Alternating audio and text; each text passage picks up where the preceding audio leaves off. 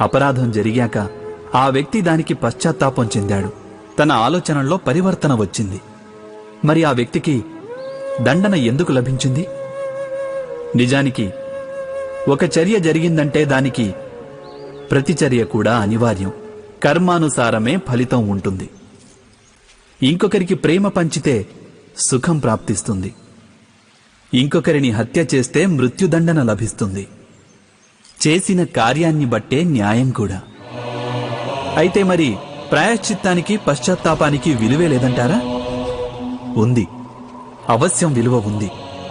ప్రాయశ్చిత్తం పశ్చాత్తాపం వలన మనిషికి ఆత్మబలం పెరుగుతుంది. రానున్న దండనను స్వీకరించడానికి మనిషి మనసును ఆయత్తం చేస్తుంది. అయితే ప్రాయశ్చిత్తం లేకుండా దండనను స్వీకరించడంలో ఫలితం ఉంటుందా? మీరే ఆలోచించండి.